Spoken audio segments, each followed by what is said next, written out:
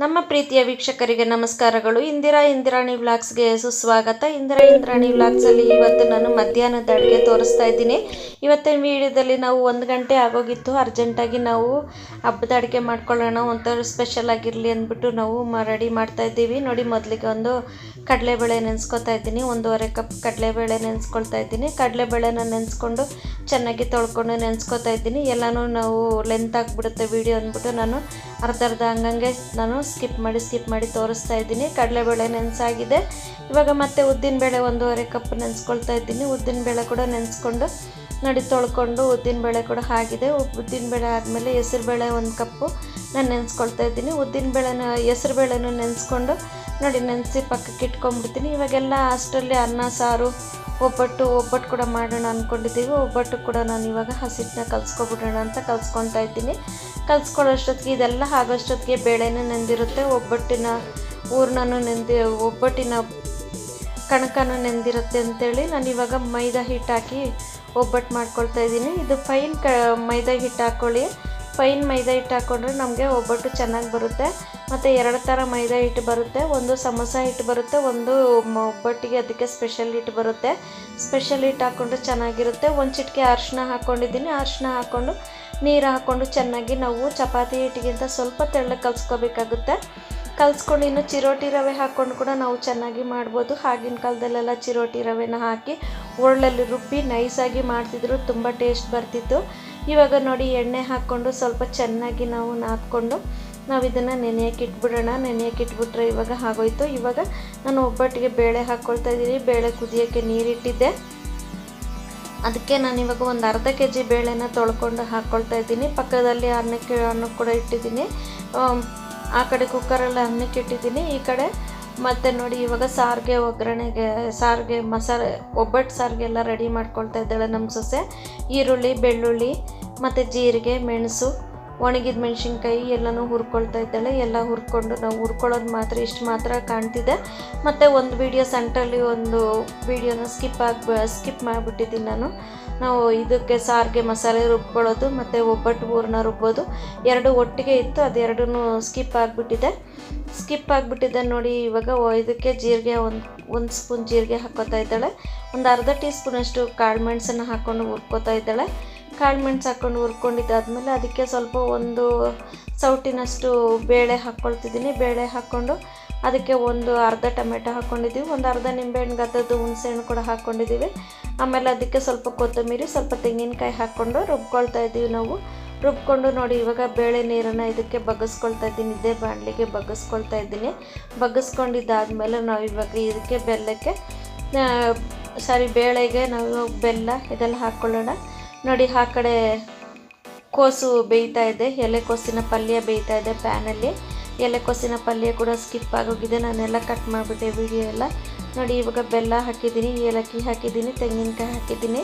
ಇದೆಲ್ಲ ಸಪ್ರೇಟ್ ಮಾಡುವಾಗ ನಾನು ಒಂದೊಂದು ವೀಡಿಯೋನ ಹಾಕಿ ತೋರಿಸ್ತೀನಿ ನಿಮಗೆ ಹೇಗೆ ಮಾಡೋದು ಅಂತೇಳಿ. ನಾನು ಡೀಟೇಲಾಗಿ ತೋರಿಸ್ತೀನಿ. ಇವಾಗ ಎಲ್ಲನೂ ನಾನು ಮಾಡಿದ್ದನ್ನು ಮಾತ್ರ ತೋರಿಸ್ತಿದ್ದೀನಿ ಅಷ್ಟೇ. ನಾನು ಇವಾಗ ಸರಿಯಾಗಿ ಎಲ್ಲನೂ ಒಂದೊಂದು ಸ್ಕಿಪ್ ಆಗಿಬಿಟ್ಟಿದೆ. ಇವಾಗ ಎಲ್ಲ ಆದಮೇಲೆ ನಾನು ಒಬ್ಬಟ್ಟಿಗೆ ಹೂರಣ ಕೂಡ ರುಬ್ಕೊಂಡ್ಬಿಟ್ಟಿದ್ದೆ. ತಣ್ಣಗಾದಮೇಲೆ ಆ ಒಬ್ಬಟ್ಟಿನ ಹೂರಣ ಆದಮೇಲೆ ಅದನ್ನು ಗ್ರೈಂಡ್ರನ್ನ ತೊಳ್ಕೊಂಡು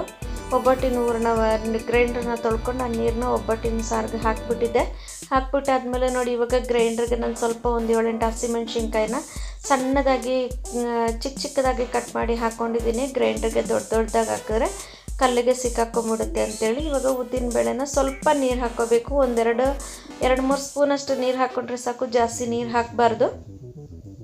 ಹಾಕ್ದೇನೆ ನಾವು ಗಟ್ಟಿಯಾಗಿ ರುಬ್ಕೋಬೇಕಾಗುತ್ತೆ. ಸ್ವಲ್ಪ ತುಂಬ ಗಟ್ಟಿಯಾಗೂ ಇರಬಾರ್ದು, ಸ್ವಲ್ಪ ತೆಳ್ಳಗೂ ಇರಬಾರ್ದು, ತುಂಬ ತೆಳ್ಳಗೂ ಇರಬಾರ್ದು.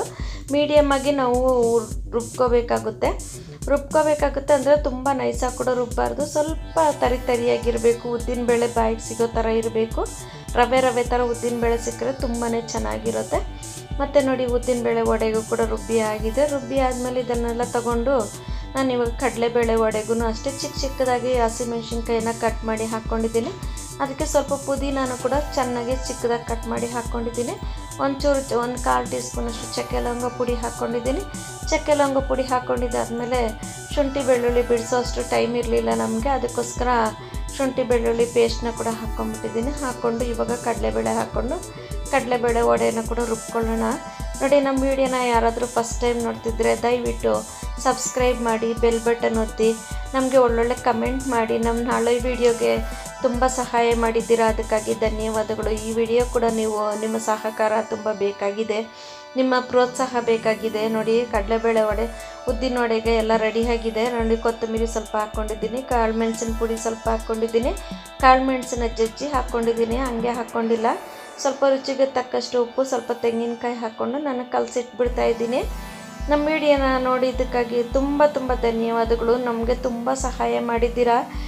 ಹಳೆ ವಿಡಿಯೋ, ನನ್ನ ಇನ್ನೊಂದು ವಿಡಿಯೋದಲ್ಲಿ 1559 ಸಬ್ಸ್ಕ್ರೈಬರ್ಸ್ ಆಗಿದ್ದೀರಾ. ಇಷ್ಟು ಜನ ನನ್ನ ವಿಡಿಯೋನ ವೀಕ್ಷಿಸಿ ಸಹಕಾರ ಕೊಟ್ಟಿದ್ದೀರಾ. ಈ ವಿಡಿಯೋಗಳು ಕೂಡ ನಾನು ಹೊಸದಾಗಿ ಡೈಲಿ ಮಾಡೋದನ್ನು ತೋರಿಸೋಣ ಅಂತ ಅಂದ್ಬಿಟ್ಟು ಹಾಕ್ತಾಯಿದ್ದೀನಿ. ಇದಕ್ಕೂ ಕೂಡ ನಿಮ್ಮ ಸಹಕಾರ, ನಿಮ್ಮ ಸಹಾಯ, ನಿಮ್ಮ ಪ್ರೀತಿ ವಿಶ್ವಾಸ ನನಗೆ ಬೇಕು. ಇದರಿಂದ ನಾವು ಒಂದು ಜನಗಳ ಒಳ್ಳೆ ವಿಶ್ವಾಸವನ್ನು ಪಡ್ಕೋಬೋದು ಅಂತ ಅಷ್ಟೇನೆ. ನೋಡಿ, ಇವಾಗ ಕಡಲೆಬೇಳೆ ವಡೆ ಕೂಡ ಆಗಿದೆ, ರುಬ್ಬಿ ಆಗಿದೆ. ಅದಕ್ಕೂ ಸ್ವಲ್ಪ ಕರಿಬೇವಿನ ಸೊಪ್ಪು, ಸ್ವಲ್ಪ ಕೊತ್ತಂಬರಿ ಹಾಕ್ಕೊಳ್ತಾ ಇದ್ದೀನಿ. ಒಂದು ಅರ್ಧ ಹಿಡಿ ಕೊತ್ತಂಬರಿ ಸೊಪ್ಪು ಹಾಕ್ಕೊಂಡು ಅದಕ್ಕೆ ಒಂದು ದೊಡ್ಡ ಈರುಳ್ಳಿನ ಕಟ್ ಮಾಡಿ ಹಾಕ್ಕೊಂಡಿದ್ದೀನಿ, ಚಿಕ್ಕದಾಗಿ ಕಟ್ ಮಾಡಿ ಹಾಕ್ಕೊಂಡಿದ್ದೀನಿ. ಅದಕ್ಕೆ ಸ್ವಲ್ಪ ಉಪ್ಪು ಕೂಡ ಹಾಕ್ಕೊಂಡ್ಬಿಡ್ತೀನಿ, ರುಚಿಗೆ ತಕ್ಕಷ್ಟು ಉಪ್ಪು ಹಾಕ್ಕೊಂಡು. ಸ್ವಲ್ಪ ಕೊತ್ತಂಬರಿ ಎತ್ತಿಟ್ಟಿದ್ದೆ ಕೋಸಂಬರಿಗೆ ಇರಲಿ ಅಂತ, ಮತ್ತೆ ಇರಲಿ ಆಮೇಲೆ ಕಟ್ ಮಾಡ್ಕೊಳ್ಳೋಣ ಅಂತ ಹಾಕ್ಬಿಟ್ಟು ಉಪ್ಪು ಹಾಕ್ಕೊಂಡು ಅದಕ್ಕೆ ಮಿಕ್ಸ್ ಮಾಡಿ ಇಟ್ಕೊಂಡ್ಬಿಡ್ತೀನಿ. ಎಲ್ಲ ಮಿಕ್ಸ್ ಮಾಡಿ ಇಟ್ಕೊಂಡ್ಬಿಟ್ರೆ ನಮಗೆ ಬೇಗ ಅಡುಗೆ ಆಗೋಗ್ಬಿಡುತ್ತೆ. ಎಲ್ಲ ರೆಡಿ ಮಾಡಿ ಪಕ್ಕಕ್ಕೆ ಇಟ್ಕೊಂಡ್ಬಿಟ್ರೆ ನಮಗೆ ಪಾತ್ರೆಗಳೂ ಒಂದು ಕಡೆಯಿಂದ ಕ್ಲೀನ್ ಆಗಿಬಿಡುತ್ತೆ. ಇಲ್ಲಾಂದರೆ ಎಲ್ಲ ನೆನೆಸಿರೋದು ಒಂದು ಕಡೆ, ಅದೊಂದು ಕಡೆ, ಇದೊಂದು ಕಡೆ ಆಗಿಬಿಡುತ್ತೆ. ಅದಕ್ಕೋಸ್ಕರ ನಾವೆಲ್ಲ ಕಟ್ ಮಾಡ್ಕೊಂಡ್ಬಿಡ್ತೀವಿ. ಫಸ್ಟಲ್ಲಿ ಕಟ್ ಮಾಡಿಕೊಂಡು ಆಮೇಲೆ ನೋಡಿ ಎಲ್ಲ ಮಿಕ್ಸ್ ಮಾಡ್ಕೊಂಡು ಇಟ್ಕೊಂಡ್ಬಿಡ್ತೀನಿ. ಇದು ಹೆಸರುಬೇಳೆ ಕೂಡ ಮಿಕ್ಸ್ ಮಾಡ್ಕೊಳ್ತಿದ್ದೀನಿ. ಒಂದು ಅರ್ಧ ಸೌತೆಕಾಯಿ, ಸ್ವಲ್ಪ ಕೊತ್ತಂಬರಿ, ಮತ್ತು ಒಂದು ಹಸಿಮೆಣಸಿನ್ಕಾಯಿ, ಒಂದು 2-3 ಹಸಿಮೆಣಸಿನ್ಕಾಯಿನ ಸಾಸಿವೆ ಕರಿಬೇವಿನ ಸೊಪ್ಪಾಗಿ ಒಗ್ಗರಣೆ ಹಾಕಿ ಹಾಕ್ಬಿಟ್ಟಿದ್ದೆ. ಇದಕ್ಕೆ ಸ್ವಲ್ಪ ತೆಂಗಿನಕಾಯಿ ಹಾಕ್ಬಿಟ್ಟು ಕೋಸಂಬರಿನ ಕೂಡ ಮಾಡಿ ಪಕ್ಕಕ್ಕೆ ಇಟ್ಕೊಂಡ್ಬಿಟ್ಟಿದ್ದೆ. ಮತ್ತು ವಡೆ ಎಲ್ಲ ರೆಡಿ ಮಾಡಿಬಿಟ್ಟಿದ್ದೀನಿ. ವಡೆ ಹಾಕೋದೆಲ್ಲ ಸೇವ್ ಆಗಿಬಿಟ್ಟಿದೆ ವಿಡಿಯೋ. ವಡೆ ಹಾಕೋದು ಮತ್ತು ಒಬ್ಬಟ್ಟು ಸಾರು ಕುದಿಸೋದು ಮತ್ತು ಕೋಸು ಪಲ್ಯ ಎಲ್ಲ ಸ್ಕಿಪ್ ಆಗಿಬಿಟ್ಟಿದೆ. ಅದೆಲ್ಲ ಒಂದೊಂದು ವಿಡಿಯೋನ ನಾನು ತೋರಿಸ್ತೀನಿ. ಇದು ಮಾಡಿದ್ದೆ ಅಂತ ಹೇಳ್ತಿದ್ದೀನಿ ಅಷ್ಟೇ. ನಾನು ಇವಾಗ ನೋಡಿ, ಇವಾಗ ಒಬ್ಬಟ್ಟನ್ನ ತಟ್ಕೊಳ್ತಾ ಇದ್ದೀನಿ. ಒಂದು ಒಬ್ಬಟ್ಟು ತಟ್ಟಿ ತೋರಿಸ್ತಿದ್ದೀನಿ. ಮತ್ತು ಮಿಕ್ಕಿದ ಒಬ್ಬಟ್ಟೆಲ್ಲ ನಮ್ಮ ಸೊಸೆ ತಟ್ಕೊಡ್ತಿದ್ದಾಳೆ, ನಾನು ಒಬ್ಬಟ್ಟನ್ನೆಲ್ಲ ಸುಡ್ತಾ ಇದ್ದೀನಿ. ಮತ್ತು ನೋಡಿ, ಇವಾಗ ಒಬ್ಬಟ್ಟು ತಟ್ಟಾಗಿದೆ. ಈ ಥರ ರೆಡಿ ಮಾಡ್ಕೊಂಡು ನಾವು ಈ ಥರ ತಟ್ಕೊಂಡ್ರೆ ಆಗುತ್ತೆ. ಇನ್ನೊಂದು ಥರನೂ ತಟ್ಬೋದು. ನಾವು ಒಂದೇನೋ ಒಂದು ಕವರ್ ಹಾಕ್ಬಿಟ್ಟು ಸುಮ್ಮನೆ ಕೈಯಲ್ಲಿ ಇದು ಮಾಡಿದ್ರೆ ಸರಿ ಹೋಗ್ಬಿಡುತ್ತೆ. ಇದು ಒಬ್ಬಟ್ಟು ರೆಡಿ ಆಗ್ತಾ ಇದೆ. ಒಬ್ಬಟ್ಟು ಹಾಕ್ತಾ ಇದ್ದೀನಿ. ಒಬ್ಬಟ್ಟು ಹಾಕ್ಬಿಟ್ಟು ನಮ್ಗೆ ಇವಾಗ ಒಂದು 4 ಗಂಟೆ ಆಗೋಗಿದೆ. 1 ಗಂಟೆಗೆ ಅಡುಗೆ ಮಾಡೋಣ ಅಂತ ಪ್ಲ್ಯಾನ್ ಮಾಡಿಕೊಂಡು ಇವಾಗ 4 ಗಂಟೆ ಆಗೋಗಿದೆ ಊಟ ಮಾಡೋಷ್ಟೊತ್ತಿಗೆ.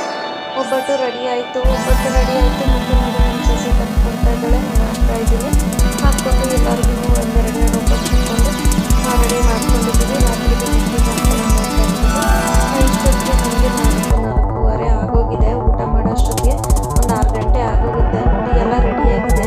ಒಬ್ಬಟ್ಟು ಸಾರು, ಒಬ್ಬಟ್ಟು ಮತ್ತು ಅನ್ನ, ಒಬ್ಬಟ್ಟು ಸಾರು, ಕೋಸಿನ ಪಲ್ಯ, ಕಡಲೆಬೇಳೆ ವಡೆ, ಉದ್ದಿನ ವಡೆ, ಇಷ್ಟು ಅಡುಗೆ ಮಾಡಿದ್ವಿ ನಾವು ಇವತ್ತು. ನಮ್ಮ ವಿಡಿಯೋನ ಸ್ಕಿಪ್ ಮಾಡದೆ ನೋಡಿದ್ದಕ್ಕಾಗಿ ಧನ್ಯವಾದಗಳು ವೀಕ್ಷಕ.